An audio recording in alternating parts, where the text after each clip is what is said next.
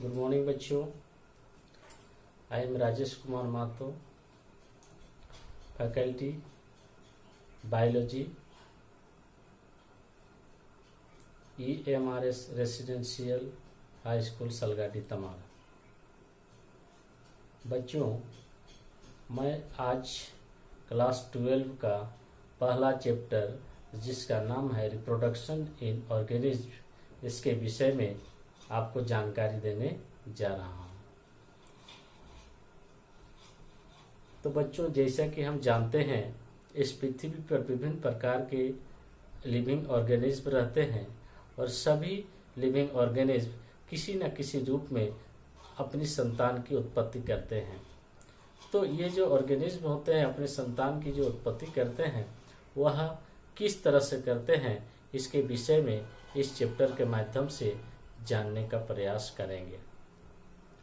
तो बच्चों, जैसा कि चैप्टर के शुरुआत पे दिया गया है कि आखिर ये रिप्रोडक्शन होता क्या है। तो रिप्रोडक्शन एक बायोलॉजिकल प्रक्रिया है जिसके तहत कोई भी जो ऑर्गेनिज्म होता है वह अपने जैसे संतान की उत्पत्ति करता है। दैट मीन्स उसी के समान संतान की उत्पत्ति करता है और इसी मेथड को ही हम रिप्रोडक्शन कहते हैं। तो जैसा कि लिखा हुआ है, it is a biological process. It is a biological process an organism give rise to young ones similar to itself. That means ये एक बायोलॉजिकल प्रोसेस है जिसके तहत कोई भी ऑर्गेनिज्म अपने जैसे संतति की, अपने जैसे संतान की उत्पत्ति करता है। तो इसी को हम रिप्रोडक्शन कहते हैं। तो बच्चों, हम जानने का प्रयास करेंगे कि रिप्रोडक्शन का मेन पर्पस क्या होता है। जो कोई भी ऑर्गेनिज्म रिप्रोडक्शन करता है तो उसके पीछे एक पर्पस होता है, एक उद्देश्य होता है। तो इसका मेन उद्देश्य क्या है? इसका मेन उद्देश्य है continue and preserve the species. कोई भी जो स्पीसीज होता है, कोई भी जो प्रजाति होती है, उसके जो ये हैं उसकी वैरायटी को प्रिजर्व रखने के लिए, उसकी वैरायटी को सुरक्षित रखने के लिए ही रिप्रोडक्शन की क्रिया होती है। यदि रिप्रोडक्शन की क्रिया नहीं होती तो कोई भी जीव की जो वैरायटी है, प्रजाति है, वह इस पृथ्वी पर बनी हुई नहीं रहती। इसी को बनाए रखने के लिए ही कोई भी प्रजाति क्या करते हैं? रिप्रोडक्शन करते हैं। दूसरा क्या है? पास स्पीसीज जेनेटिक आइडेंटिटी। और इसका दूसरा मुख्य पर्पस है कि जो जेनेटिक आइडेंटिटी होती है, यानी जेनेटिकली जो पहचान होता है, उस पहचान को एक पीढ़ी से दूसरे पीढ़ी में ट्रांसफर करने की इसकी प्रमुख उद्देश्य होता है, इसका पर्पस होता है। Keep the evolutionary chain. और जो इवोल्यूशनरी चेन होता है, विकास का जो चेन होता है, उसको बनाए रखने में ये रिप्रोडक्शन अहम होता है।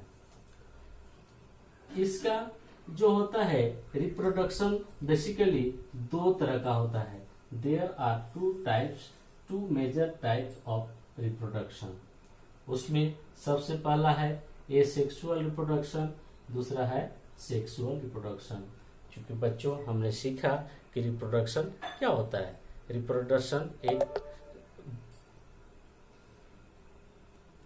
रिप्रोडक्शन एक बायोलॉजिकल प्रोसेस है जिसके तहत अपने जैसे संतान की उत्पत्ति करते हैं। और ये रिप्रोडक्शन का मेन पर्पस क्या होता है? जेनेटिक आइडेंटिटी को बनाए रखना तथा इवोल्यूशनरी चेन को पास करना, तथा इसका मेन क्या होता है कि उसकी जो स्पीसीज है, उसकी जो प्रजाति है, उसको भी बनाए रखना इसका मेन उद्देश्य होता है। तो बच्चों, आइए देखते हैं। कैमरा थोड़ा ठीक नहीं आ रहा है। हाँ, अभी ठीक है। ठीक, फोकस ठीक नहीं हो पा रहा है, कोई बात नहीं है, देखते हैं। तो ये जो रिप्रोडक्शन होता है मुख्यतः दो तरह का होता है, एक होता है एसेक्सुअल और दूसरा सेक्सुअल रिप्रोडक्शन।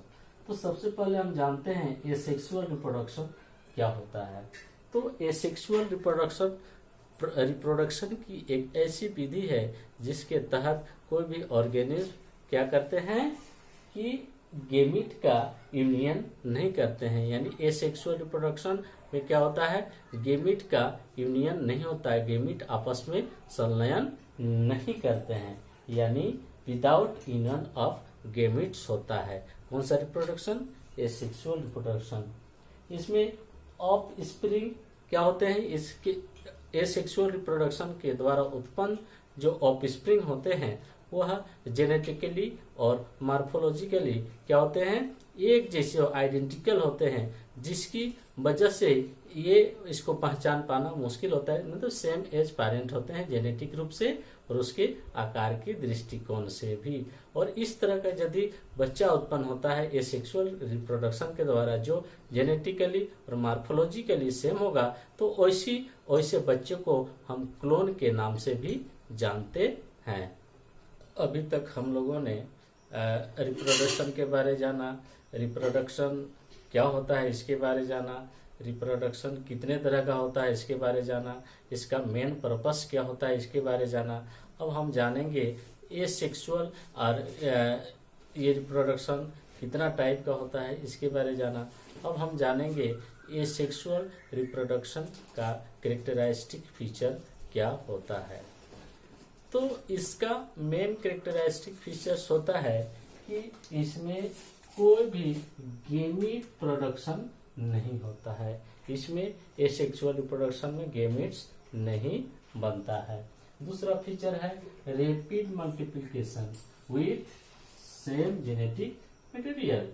दैट मीन्स इसमें काफी तीव्रता से क्या करेगा, गुणन करेगा और उसके दौरान जो संतान उत्पन्न होंगे उसमें जो जेनेटिक मटेरियल होगा वह सेम होगा, इसमें कोई वेरिएशन नहीं होगा। उसके बाद इसके जो डिसेंडेंट होंगे, डिसेंडेंट्स मतलब वंश, डिसेंडेंट मतलब वंश होंगे, वह अपने माता पिता के जैसे अपने पेरेंट्स की तरह ही होंगे। यानी एसेक्सुअल रिप्रोडक्शन के दौरान उत्पन्न जो संतान होंगे, दैट मीन्स उसके जो डिसेंडेंट होंगे वह अपने पेरेंट्स की तरह ही जेनेटिकली और मार्फोलॉजिकली होते हैं। दैट मीन्स क्लोन की तरह होते हैं। Able to colonise large surface rapidly. और एसेक्सुअल रिप्रोडक्शन का एक महत्वपूर्ण कैरेक्टरिस्टिक फीचर है कि यह कोई भी सरफेस में काफी तीव्रता से अपनी संख्या को वृद्धि करके पूरे सरफेस में फैल जाते हैं। तो बच्चों इस तरह से हमने देखा एसेक्सुअल रिप्रोडक्शन का मेन कैरेक्टरिस्टिक फीचर यही होता है। तो बच्चों अगले क्लास में हम आगे बढ़ेंगे एसेक्सुअल रिप्रोडक्शन का कितना टाइप होता है। तो आज के लिए इतना ही। Thank you.